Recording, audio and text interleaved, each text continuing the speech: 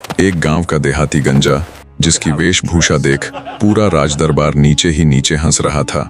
जब हम सब में से कोई भी उस लड़की की पहेली को हल नहीं कर पाया तो भला ये देहाती क्या कर लेगा। पर जब उस देहाती गंजे ने उस लड़की यानी राजकुमारी फूलम्मदे की पहेली को हल करते हुए उसका अर्थ समझाया तो पूरा राजदरबार हैरान रह गया। राजकुमार तुरंत आगे आया और उस देहाती से बोला, अगर तुम मेरे साथ चलकर राजकुमारी फूलम्मदे के साथ मेरा विवाह करवाने में मेरी मदद करो तो मैं तुम्हें अपने राज्य का 1/4 भाग दूंगा।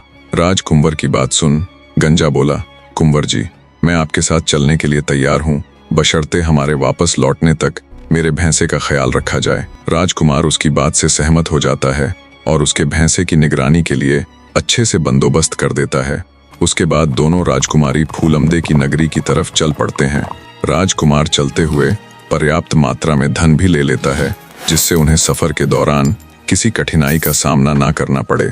2 दिनों की लंबी यात्रा के पश्चात आखिरकार वे दोनों फूलम्मदे की नगरी में पहुंच जाते हैं और राजमहल के समीप ही एक सराय में रुक जाते हैं।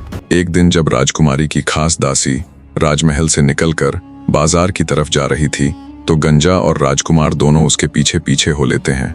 गंजे ने राजकुमार से कहा, हो ना हो, दासी जरूर राजकुमारी के लिए वस्त्र लेने बाजार जा रही है। तुम एक काम करना, जब दासी राजकुमारी के लिए कोई भी कपड़ा पसंद करे तो दुगनी कीमत अदा करके दासी से पहले तुम उसे खरीद लेना। जैसा गंजे ने कहा वैसा ही हुआ। जब दासी ने राजकुमारी के लिए वस्त्र पसंद किया तो राजकुमार ने वहां पहुंचकर 2 गुनी कीमत देकर वो वस्त्र खरीद लिया और उस वस्त्र की तह में एक संदेश पत्र रखकर दासी को देते हुए बोला, ये मेरी तरफ से राजकुमारी के लिए भेंट है, तुम इसे राजकुमारी तक पहुंचा देना। राजकुमार की बात सुन दासी अजीब निगाहों से उसे घूरती है और फिर बिना कुछ कहे राजकुमार से वो वस्त्र लेकर चुपचाप वापस राजमहल चली जाती है। दासी के जाने के बाद राजकुमार गंजे से कहता है, क्या तुम्हारी ये तरकीब काम करेगी? क्या राजकुमारी को मैं अब भी याद होऊंगा? गंजा बोला, तुम बस देखते जाओ। वो दोनों राजमहल के बाहर पहुंच जाते हैं। थोड़ी ही देर में दासी राजमहल से निकली और हर कदम पर एक फूल रखती गई। ये देख राजकुमार गंजे से बोला, अब इसका क्या अर्थ है भला? गंजा बोला, राजकुमारी को हमारे आने की खबर हो गई है, उसने तुम्हें पहचान लिया है और इन फूलों के जरिए हमें बाग में रुकने का संदेश भेजा है। ये सुन राजकुमार खुश हो जाता है। वे दोनों अब अपना डेरा बाग में डाल लेते हैं।